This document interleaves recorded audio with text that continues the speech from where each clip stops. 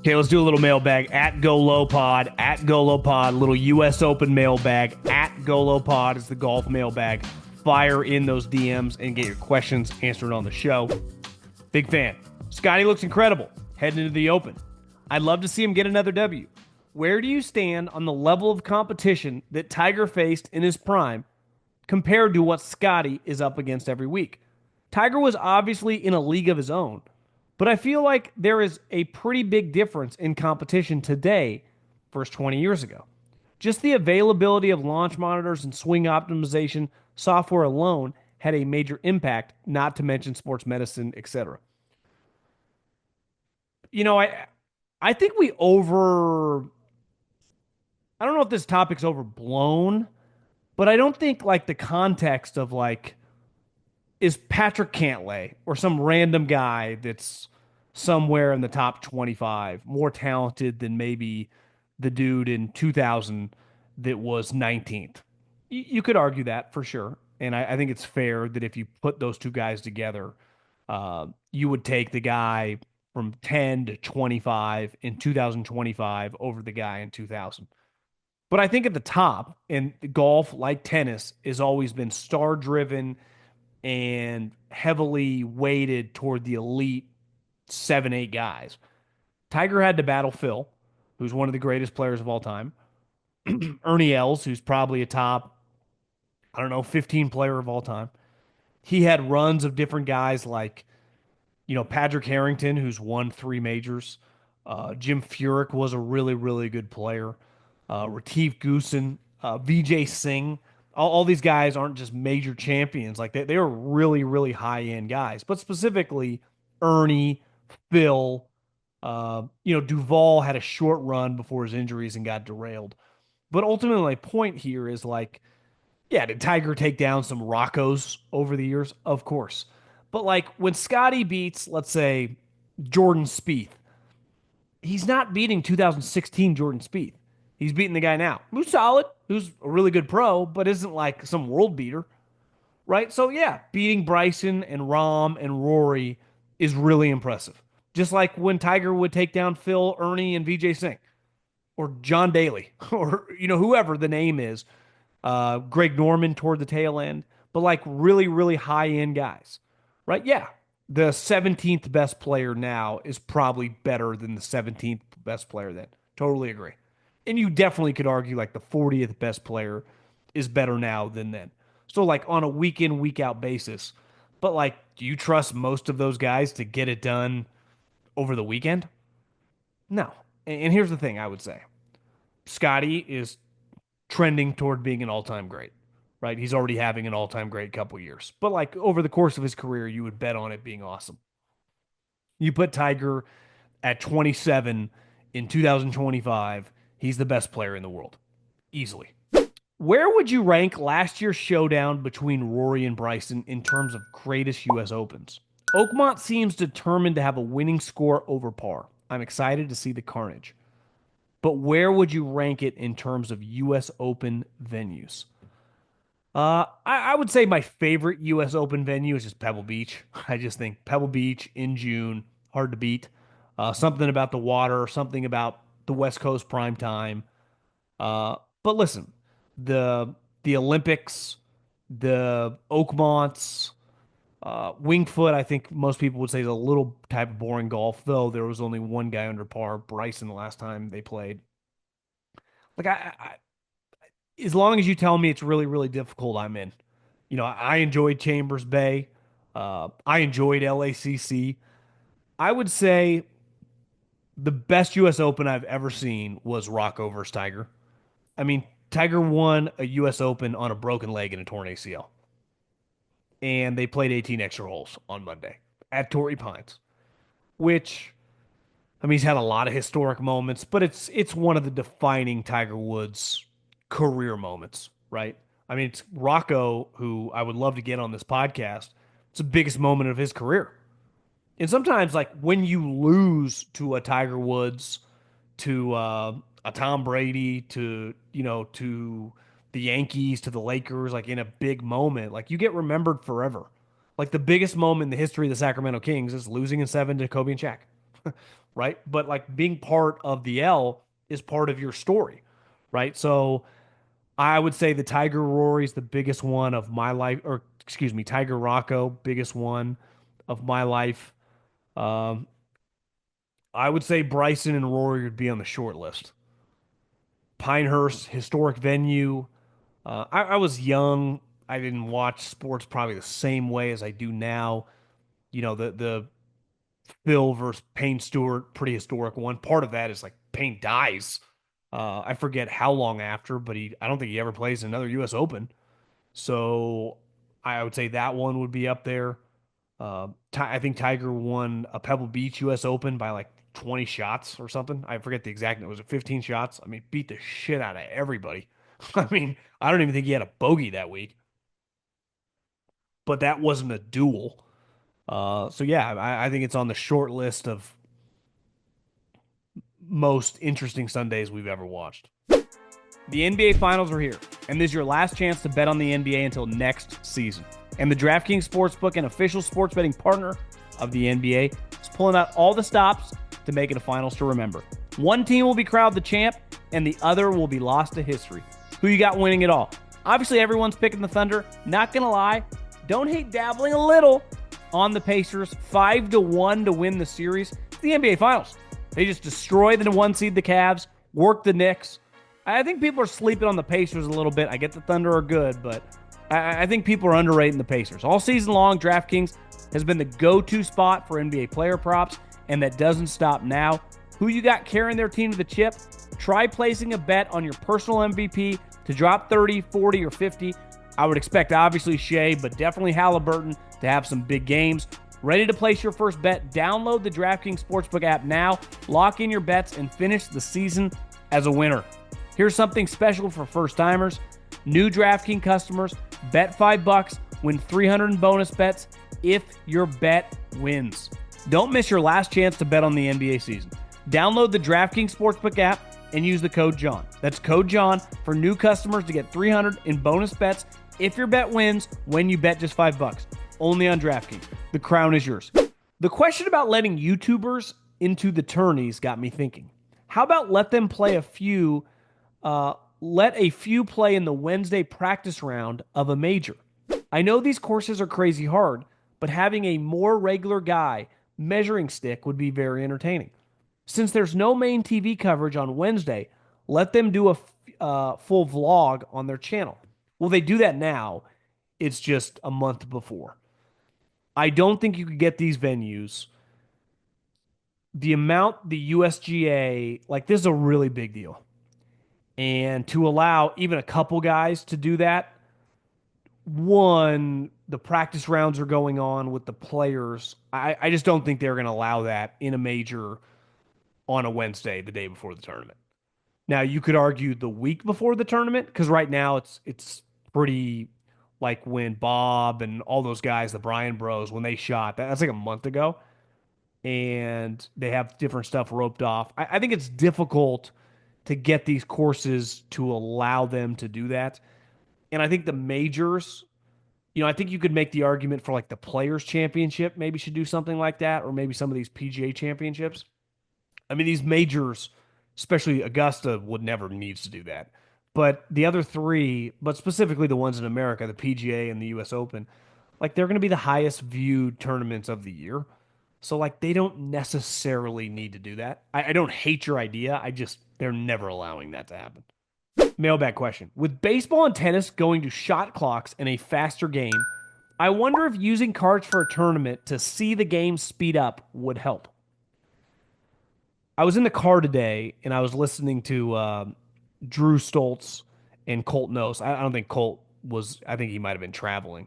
He was in Canada with CBS this week. So it was Colt. I don't know who, or it was Drew. I don't know who he was on the radio with, some other fill-in guy.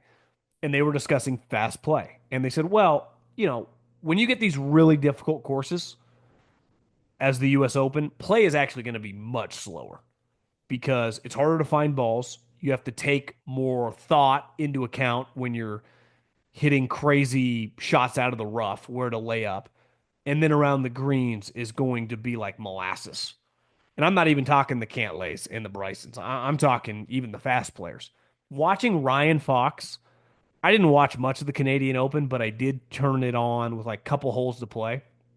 And then Maria kicked me out of the living room, and I had to go to watch the final four holes in the bedroom. She's like, I'm not watching this. I'm like, I don't totally blame you, but I'm going to. And Ryan Fox, every time Jim Nance would be talking, they would pan to him if he was hitting second after Burns hit, and he's already swinging. I'm like, this guy's pace of play is in fucking incredible. He's like shot out of a cannon. And I think it's easier. I mean, the Canadian Open was like ready, aim, fire. It was easy. The U.S. Open and the Memorial and the Players, like it does take a little more thought. So I do understand. I don't think cart golf will be ever something that these guys want to do. I wouldn't hate the idea, but I have a hard time seeing that. And I don't know if it would speed it up as much as you think, but could be wrong. I actually think walking, uh, yeah, I don't know. But who knows? You never know. Question for the Golo Pod. Do hole in ones count on simulators? I just got my first one ever. Happened to be on a simulator during a golf lesson while hitting at Muirfield Village, Jack's Place, hole 16, which is a 207-yard par 3. Sending the video below, which I was able to do. Replay on the screen. If you go to Vegas, or you could be anywhere, but let's just use Vegas, and you're a single guy, and you're at like a nice hotel bar, and you take a girl home, and it turns out she's an escort, and you sleep with her. Does that count? I would argue no, right? That if you just went to a bar this week, you're a single guy, you met a girl, you go home with her, and you start hanging out with her, and you start sleeping with her. I would say those two situations are one's organic, and the other one is a transaction. It's not apples to apples here, but my point is I would not count the simulator hole in one. I don't think that can count. Now, I haven't spent much time on simulators. I don't know how often they happen, but I think that I think there could be an element. If I was giving lessons on simulators, I would try to manipulate it where people that come to me for lessons get hole in ones. It would make them feel a lot better about each other. I'm not trying to diminish your shot. I took a screenshot of this, so I can't click on your video. Good for you. It seems like you're headed in the right direction. I would not count it though. I don't think that counts on the dock. Debate I'm having with some buddies. It took Prime Tiger and I put him in the PGA today. Would he still dominate? We also discussed if you took Scottie and brought him back to the late 90s, how good he would be. One side says how strong the fields are now compared to back then, would still win, but nowhere near as much. And if you flip side, says that he was the greatest athlete ever, plus he would get today's equipment, training, so he would be even better. We pretty much agreed Scottie would destroy everyone back in the day. Love the pod. Scottie's game would translate to any era. He would be one of the best players, right? But like, is Scottie right now like that much better than Prime Phil? Mentally, is he a little more, I would say, balanced? So, he wouldn't ride the roller coasters of Phil. But if you put Tiger in any era, he's the best player. Definitely, Tiger's era on. It's hard for me to equate like the Jack and Arnold era, but like any era I've lived through, the 2010s, the 2020s, never forget, Tiger, once he kind of got his back fixed and got over the chipping yips, in 2018 and 2019, Tiger was playing at an elite level. He almost won the PGA, the one Brooks won, played with him in the final group. He had a chance to win the British Open against Francisco Molinari till he had like a shitty drive on a hole 11. So he was in the mix in two majors. Then in 2019, he wins the Masters. So we saw Tiger in his 40s before he messed up his ankle, not only competing with these guys in the majors, winning the Masters. So to me, if Tiger doesn't flip the car and shatter his ankle, he wins more majors. And this is in his 40s, not even the prime of his. This is after reconstructed knee and back. So 100% prime Tiger today is better than Scott, is the best player in the world. You have to remember, Tiger, Scotty gets outdriven by any guy that hits it far he plays with. Xander, Rory, Bryson, these guys are flying it way by him. If you put Tiger at 27 years old with this equipment, he's hitting at 330, 340 yards straight. He was the best iron player of all time. He had a Phil like short game, and he was the greatest clutch putter we've ever seen. So he'd easily be the best player. He'd be hitting like fucking Rory off the tee. In his iron game is like Fleetwood meets Scotty. Yet with a putter, he's like Russell Henley, Danny McCarthy. I mean, he's the best all around player of all time. So I think Scotty would be really good, but he might just be like Ernie Els or VJ Singh. He's not as good as Tiger. And I say that with all due respect. Like, I respect the shit out of Scotty. But comparing him to Tiger is like comparing him to Michael or Tom. Doesn't get any better. And a huge part of Scotty and all these guys is them growing up watching Tiger. I think Justin Thomas would be a guy that you could put like in the 80s with their equipment. He'd be sweet. You mentioned recently played up in Tahoe. Where do you like to play up there? Some of the most beautiful golf in the States, in my opinion. Ball flies. Have you ever been to the American Century Championship? I have not. And I've never played Edgewood. My brother has. He played it on a really windy day. He said it was tough. Looks like a fun course. But I've played. I played Old Greenwood, where they have the Barracuda. I actually played it right after the Barracuda, and it was insanely hard. The greens were lightning. The rough was long. It was difficult. I played Grace Crossing. Both those courses, public courses, are elite. I mean, elite. Now it's not cheap. I paid $200 the day after it opened after the winter. So I think in the summer, maybe 350 it gets. I mean, it's expensive for public golf, but they're both high end tracks. And then my guy Glenn last year invited me to play Martis Camp, which is an exclusive public or private course, which was just badass. I mean, it was just an elite track. Special day for your boy. One of the cooler days of playing golf I've had in years. So those are the three courses I played.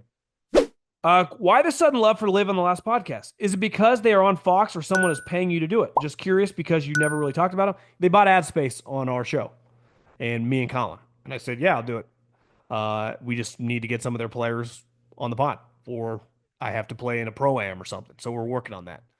At first, I was like, I don't know. And then I realized, like, what are we even doing? Like, they got Rom, they got Bryson, they got Phil. If I can get involved, have them on the podcast, I'll do it. So they bought advertising space. And I said, let's get some of their guys involved on the show.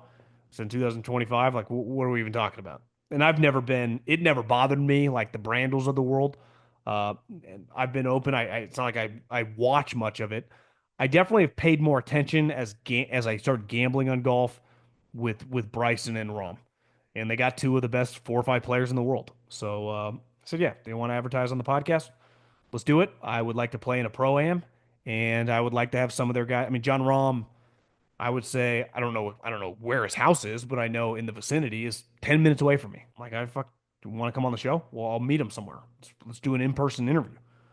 So it's business, and any way that we can, football, is much easier for me to just know a bunch of people in the league and to have access to GMs and be able to text people. And I did a podcast today that I think we'll play next week with John Schneider.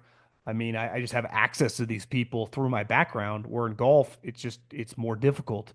So I was like, yeah, let's expand our horizons, and that's why.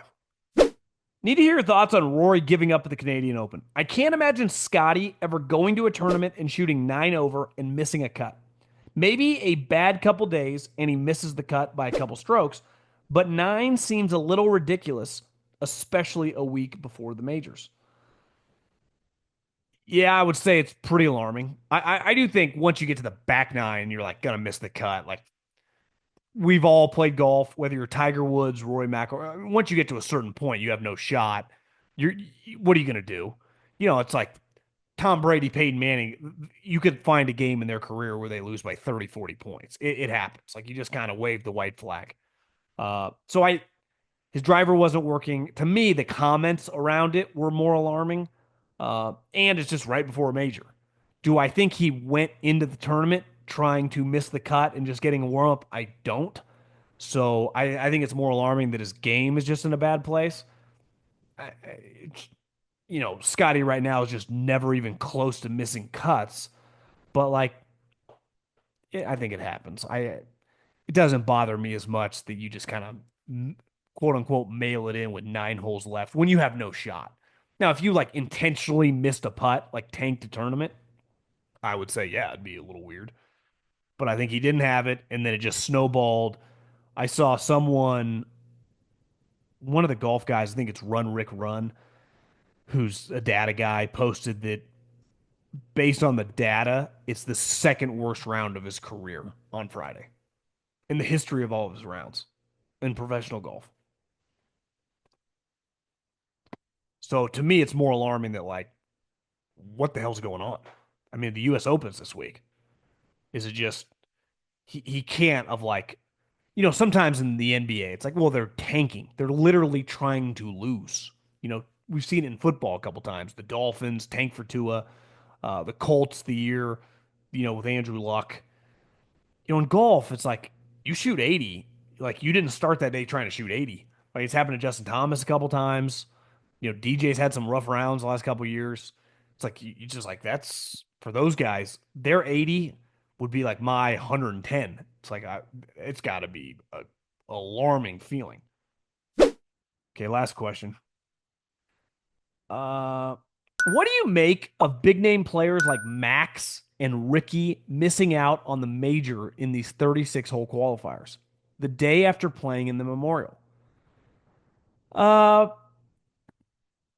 I think that day, the longest day in golf, when guys that aren't in the U.S. Open try to open qualify for it, it's part of the cool aspect of the PGA is all the PGA professionals who can qualify into the PGA Championship. In the U.S. Open, of anyone of a certain handicap can attempt to qualify into the tournament, and if you play well enough on the qualifier to get into that Monday of the 36 holes, and then obviously the 36 holes, you got to be dialed in. You got to be pretty lights out on 36 holes in these scenarios. And usually, if you look at some of these scores, it's like 6, 7 under, get you into a playoff. I mean, the one kid was like 18 years old. He shot like 63, 63. I think he's a senior in high school. Can you imagine that guy on his high school golfing circuit? He has to just destroy people. He's got to be, I don't know anything about him. I would imagine the best high school player in the country. But like Max Homa, for example, who clearly is having issues this season, fires his caddy after him and Joe break up. He's had the caddy for like 2 months, doesn't have a caddy, carries his own bag, almost like a punishment to himself, gets to the 36th hole, 2 putt, he's in the U.S. Open, 3 putts, goes to the playoff. I mean, it's hard. I mean, look at the final. I was watching, I guess it would have been last Monday, so a week ago today.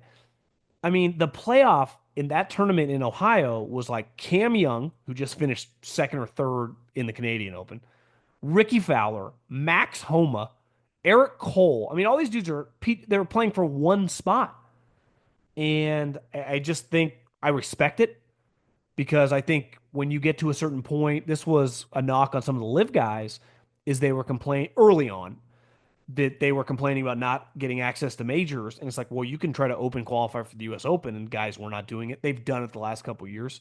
But like it's part of golf. I mean, if you're just not in whatever the threshold is, unlike the Masters, like there is no qualifying beside winning a tournament or getting to a certain top 50 or whatever the number is. In the US Open, like these guys all have the opportunity. It's why typically when you look at that day, most of the guys that qualify are like Eric Van Rooyen, Cam Young, Max Homa, right? I mean, it's like pros, Zach Blair. All these guys are like playing on the PGA Tour, and it's a cool day. It's what makes golf kind of unique. It's almost like in a weird way, it'd be like if like the Philadelphia Eagles had open tryouts and they're gonna keep one guy to take the training camp, like back in the day with Vince Papale. That's kind of like what the U.S. Open. Now, most of the open tryout guys in this scenario would be like NFL players or guys on practice squads. So it's like not even that weird. But every once in a while, one or two guys like, who's this guy? Never even heard of him. And then he like makes the team. And it's what makes golf kind of special is like that day, that moment. But I didn't see every guy that qualified, but I bet if we look through the majority of them are are pros. I think the one hard part, like typically based on your strength of field, you get more guys in, and based on that strength of field at that, I think it was Springfield, Ohio, maybe Columbus, Ohio, one of those two. They got five or six guys in, but I mean, look at the top of that leaderboard. It was just pro after pro after pro after pro. It's hard. I mean, they turned to one tournament. It was like Mark Leishman and Munoz and a bunch of dudes that like are either on the LIV or the PGA Tour. Me or you going in it, even if we're a scratch golfer, more than likely, you're going to have to shoot depending on the course, minimum 6 under, and more, some courses that are easier, 8, 9 under. Like you don't, that's the thing with Max carrying his own bag, which I respect. You do wonder if at the end, like, was he a little tired? I mean, he's been playing a PGA Tour season. I know he walks a lot, but carrying your own bag, uh, it would have been pretty legendary. Would have been pretty legendary. So appreciate everyone listening. Um, Make sure you fire in those DMs at Go Low Pod, and very very I love major weeks. We got 72. So what's that? 144 holes left of major championship golf at Oakmont, and then Royal Point Rush, the home of Rory McIlroy and where Shane Lowry won years ago. So very very excited for these last couple majors, especially to gamble on. So we will talk soon. We'll have some football podcasts coming out the rest of the week. Adios.